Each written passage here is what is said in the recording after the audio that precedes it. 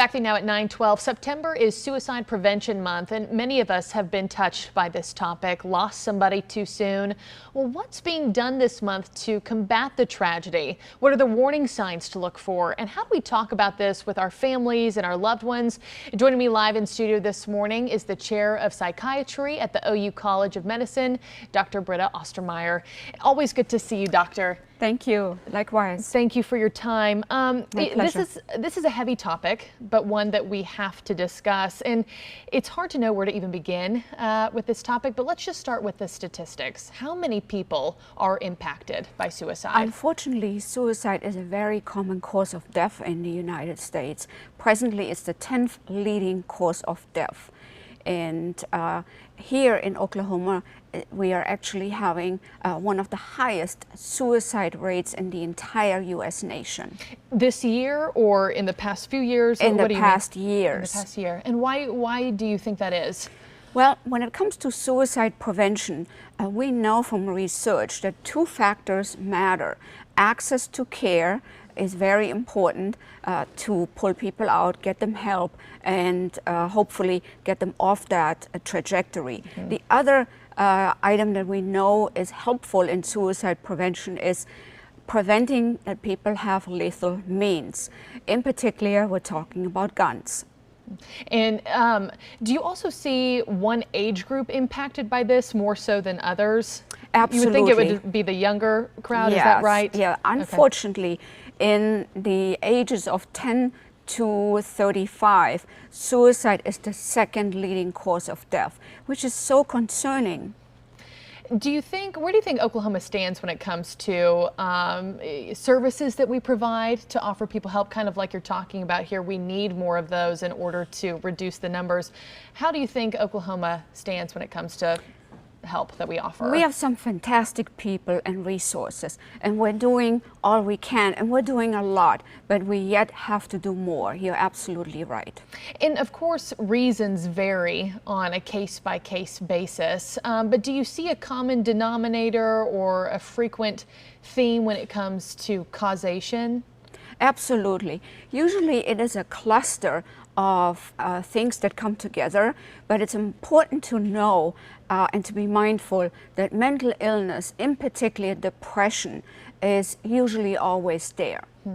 We're living in a time and in a society where I think a lot of people are on alert to listen for warning signs, odd behaviors that are out of the ordinary. What are some of the warning signs that you tell people or patients to look out for and say, you know, something doesn't seem quite right with this person? Another very important symptom to pay attention to is isolation, somebody being withdrawn, somebody kind of going off to themselves, somebody who's had already struggles with depression, perhaps anxiety on top. Anxiety can be very painful. Somebody is losing standing in the community, having bad grades in school, parents divorcing at home, so psychosocial stressors, and somebody becomes really hopeless and doesn't have a good outlook on his or her future. So we need to talk about suicide in the sense that we pull somebody to the side and then actually end up asking the question, hey, have you thought of doing anything to yourself? Mm-hmm. Do you wish you wouldn't wake up in the morning? Do you kind of want to check out here?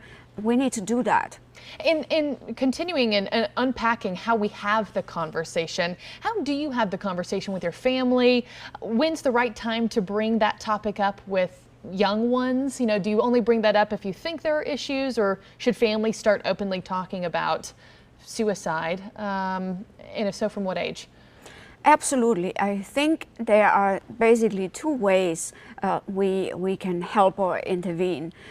One would be in a larger context, that we talk kind of preventatively in general in everybody's living room about when people commit suicide, why that's the case. And it's important to emphasize that suicide is preventable. Treatment can take place, people can be helped, people can feel better, people can have hope, and life can go on without suicide. The other opportunity is, of course, we need to watch out for each other.